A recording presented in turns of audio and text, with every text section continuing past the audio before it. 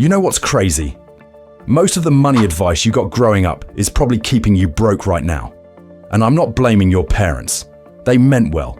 They taught you what they knew. But here's the thing. What worked for them in their time doesn't work anymore. The economy is different. The rules have changed. And if you keep following outdated money beliefs, you're going to stay stuck. Today, I'm breaking down 5 money beliefs your parents taught you that are completely wrong, and what you should believe instead. Look, I love my parents, but when it comes to money, they were wrong about a lot of things, and chances are yours were too. So let's get into it. The first belief is go to college, get a good job, and you'll be set for life. This is the big one, the dream they sold to an entire generation. Go to school, get your degree, land a stable job, work there for 30 years, retire with a pension. That was the plan, right? Here's the problem. That world doesn't exist anymore. Pensions are basically extinct. Job security is a myth. And that college degree, it just put you $50, $100, maybe even $200,000 in debt before you even started your career. Meanwhile, companies are laying off employees left and right. They don't care how long you've been there. They don't care how loyal you are. You're a number on a spreadsheet. And the moment it makes financial sense to cut you, they will. I'm not saying education is worthless. I'm saying the idea that a degree equals financial security is outdated. Some of the wealthiest people I know never finished college. They learned high-income skills, started businesses, built something on their own terms, because they understood that a job is not security. Skills are security. Value is security. Your ability to solve problems and generate income, that's security. So if you're still following the old blueprint, thinking it'll lead to wealth, wake up. The game has changed. Adapt or get left behind. The second belief is save your money and don't take risks. Your parents probably told you to put your money in a savings account and leave it there. Play it safe. Don't gamble. Don't take chances. Just save, save, save. And look, I get it. They grew up in a different time. A time when savings accounts actually paid decent interest. But now, you're lucky if you get 1%. Meanwhile, inflation is running at 3, 4, sometimes 5% a year. You know what that means? Your money is losing value just sitting there. Saving is not a wealth-building strategy. It's a wealth preservation strategy at best. And right now, it's not even doing that. If you want to build real wealth, you have to invest. Stocks, real estate, businesses, something that grows faster than inflation. Yes, there's risk. But you know what's riskier?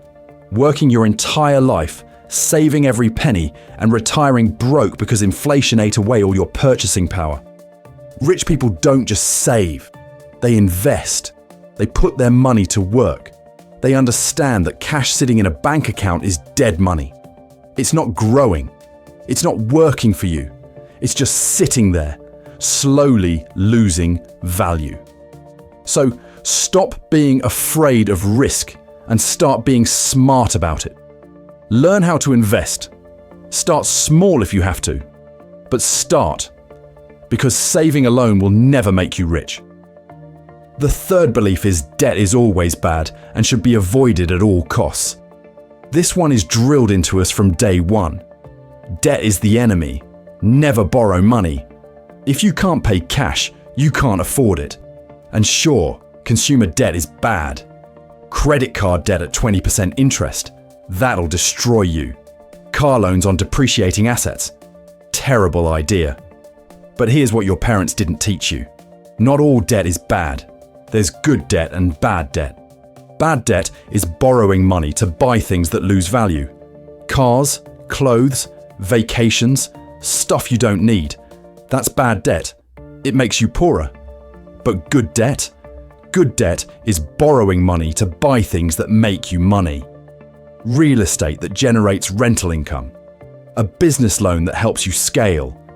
Investments that appreciate in value. That's good debt. That's leverage. Rich people use debt all the time. They borrow cheap money to buy assets that pay them back multiple times over.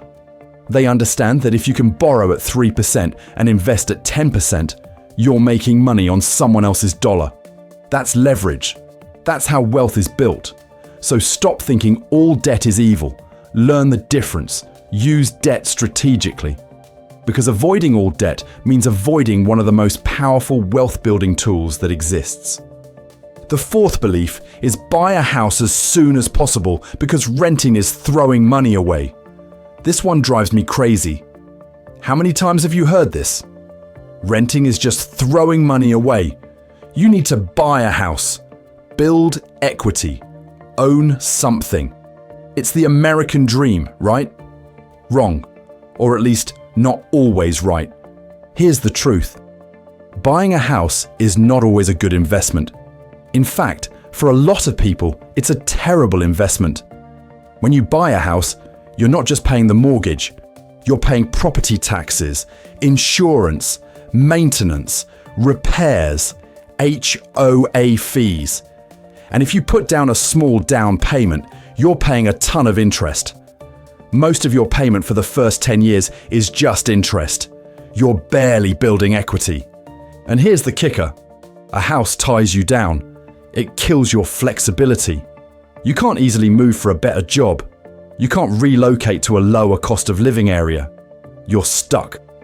Meanwhile, that house you bought, it might not even appreciate much depending on the market. And if it does, you can't access that equity without selling or taking on more debt.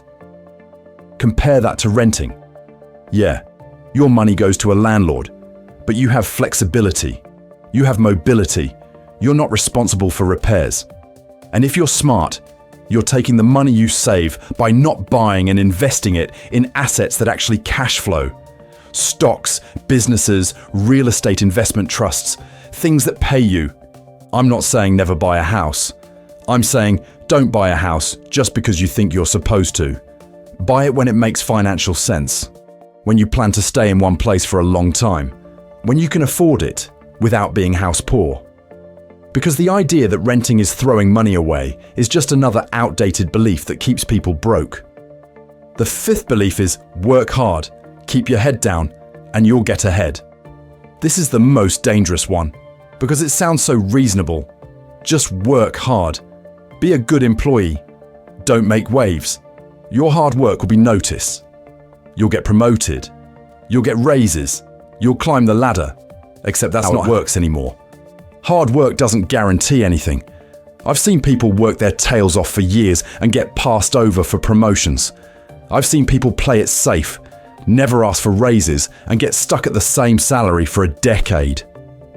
Meanwhile, the people getting ahead, they're not just working hard, they're working smart. They're negotiating. They're switching jobs for better pay. They're building side income. They're not waiting for someone to notice their hard work. They're demanding what they're worth. Your employer is not your friend. They will pay you as little as possible to keep you around. That's just business. So if you're sitting there waiting for your loyalty and hard work to be rewarded, you're going to be waiting forever. You have to advocate for yourself. Ask for raises. Switch jobs every few years. Build skills that make you irreplaceable. Because the harsh reality is this: nobody cares about your financial future more than you do. Not your boss, not your company, you. If this opened your eyes, hit that subscribe button. Drop a comment telling me which belief hit you the hardest, and I'll see you in the next one.